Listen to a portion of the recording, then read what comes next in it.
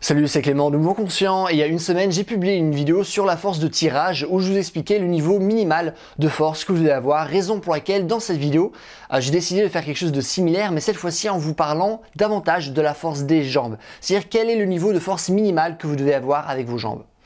Et ce qui va être intéressant, c'est que les informations que je vais vous donner vont être très différentes des informations que j'ai pu vous donner par rapport à la force de tirage. Parce qu'en fait, lorsqu'on voit quelqu'un qui est en train de squatter, il y a pas mal de choses intéressantes à remarquer.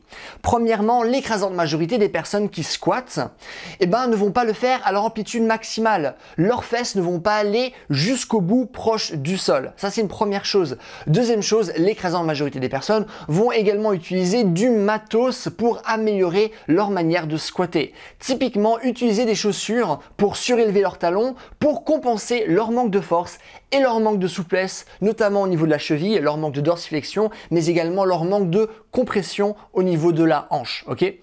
C'est pour ça que en fait, contrairement à la vidéo de traction où je vous donnais vraiment un poids précis à soulever en tirage, à mon sens, on ne peut pas faire la même chose par rapport aux squats. À mon sens, lorsqu'on parle de la force des jambes, on ne peut pas écarter cette notion de mobilité, cette notion de souplesse.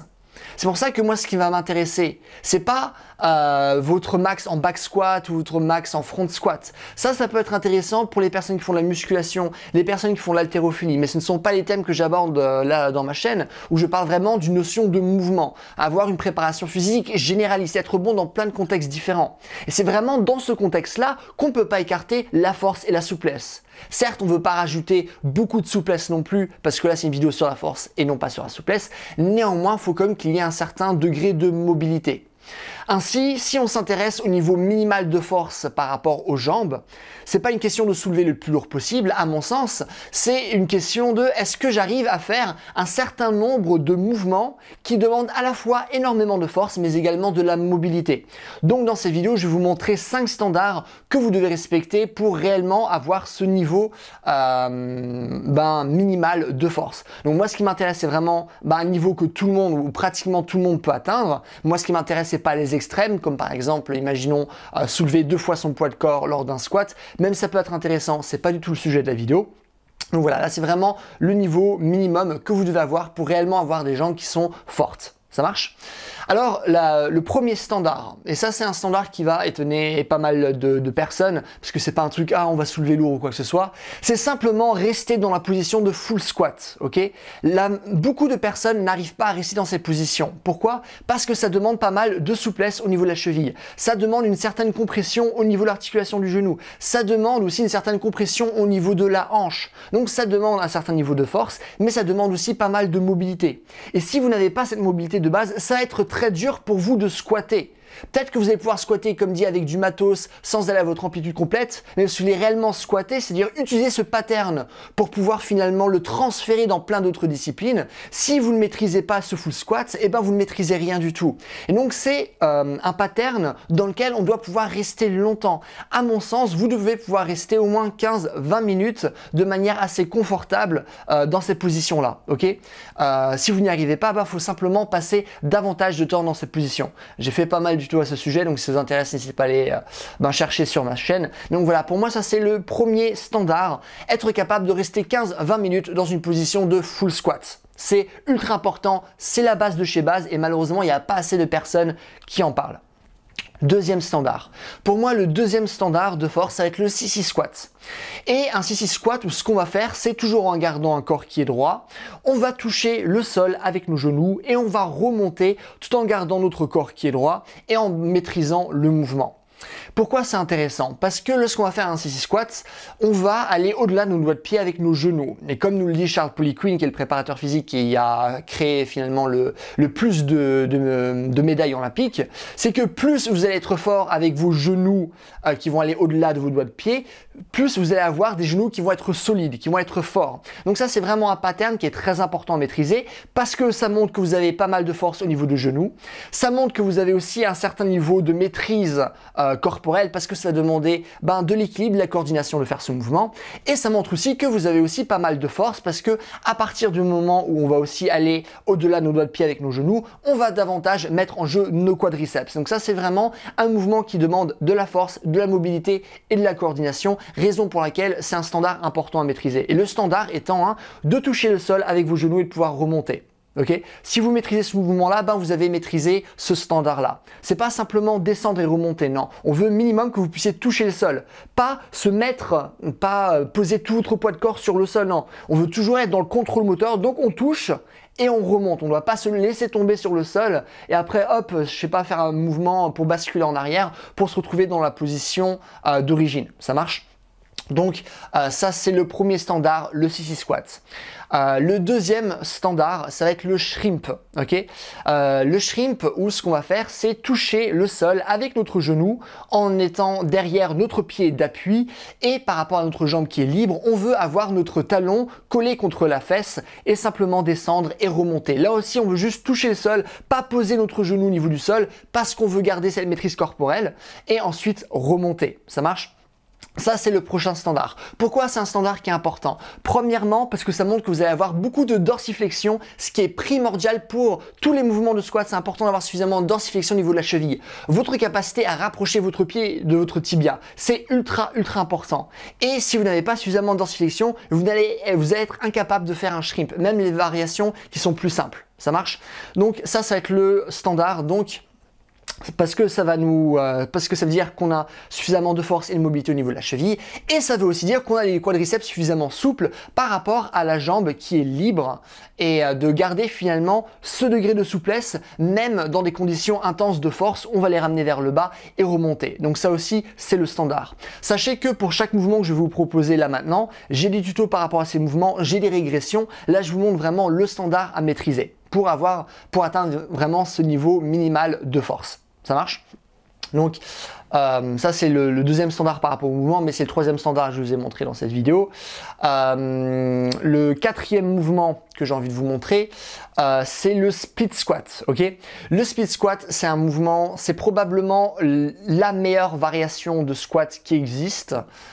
Tout simplement parce que premièrement on aura la triple flexion. Qu'est-ce que c'est la triple flexion? C'est dorsiflexion au niveau de la cheville, flexion du genou, du coup on va vraiment compresser le genou, c'est-à-dire les ischios qui vont se poser sur les mollets. Il y a des personnes qui font des split squats mais qui n'arrivent pas à avoir ces compressions au niveau des genoux. Si vous n'avez pas ces compressions au niveau du genou, c'est que le mouvement n'est pas maîtrisé, le standard n'est pas maîtrisé. Nous ce qu'on veut c'est vraiment cette triple flexion, dorsiflexion au niveau de la cheville, flexion au niveau du genou et également flexion au niveau de la hanche, c'est-à-dire votre jambe qui est proche de votre hanche. Il faut vraiment ces trois choses-là.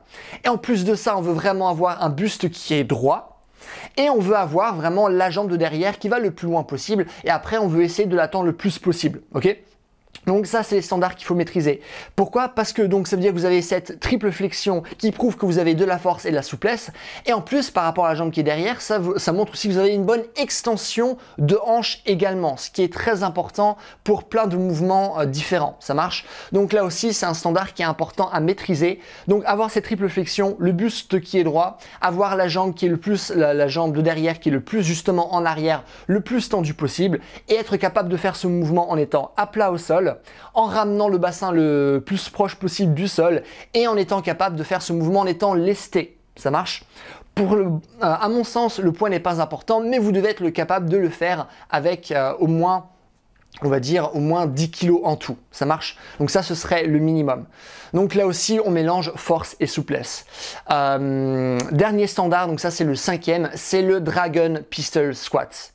Alors le Dragon Pistol Squat, c'est un mouvement qui est très intéressant. Pourquoi? Parce qu'il nous demande pas mal de force. Il y a une grande différence entre quelqu'un qui sait faire juste un pistol squat et quelqu'un qui sait faire un Dragon Pistol Squat. C'est pas du tout les mêmes contraintes de force, c'est pas du tout les mêmes contraintes de mobilité, que ce soit par rapport à la jambe de soutien, donc la jambe sur laquelle finalement on va la plier pour justement faire le mouvement. Donc cette jambe-là, là aussi on aura besoin de beaucoup de dorsiflexion. Vraiment, je parle à chaque fois de la dorsiflexion parce que c'est ultra important. Donc ça va être important. Ce qu'il nous faut également, c'est toujours par rapport à cette jambe de soutien, il nous faudra pas mal de rotation externe au niveau de la hanche pour pouvoir justement se recourber au niveau de la jambe pour pouvoir faire ce mouvement avec une amplitude qui est suffisante. Donc ça demande aussi pas mal de souplesse. Et aussi par rapport à la jambe qui est libre, ça demande également d'avoir suffisamment d'adduction de la hanche. Du coup, l'abduction, c'est lorsque je vais monter ma jambe comme ça. L'adduction, ça va être le mouvement opposé. Et là aussi, il faut avoir suffisamment de force pour pouvoir finalement garder la jambe libre en l'air, ok? De la même manière que lorsqu'on fait un pistol squat, c'est important d'avoir aussi suffisamment de flexion de hanche, donc notre capacité à rapprocher notamment notre jambe près de notre torse, pardon, décidément.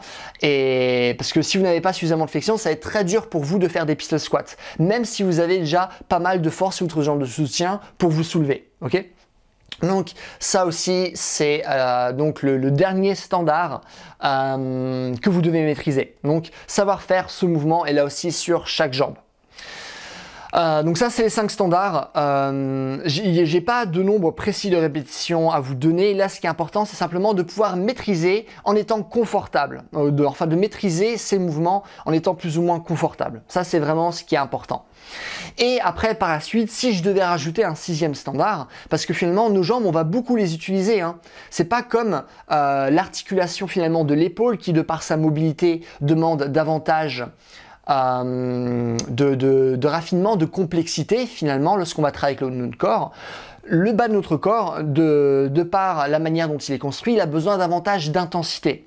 Raison pour laquelle, vu qu'on va beaucoup utiliser nos jambes, c'est aussi intéressant de rajouter une dimension plus d'endurance force. Ce qui est quand même intéressant parce que lors de ma vidéo sur la force de tirage, je vous disais que c'est plus intéressant de calculer la force max, c'est-à-dire notre capacité à générer la plus grande force possible, parce que c'est le type de force qui va le plus influencer les autres types de force.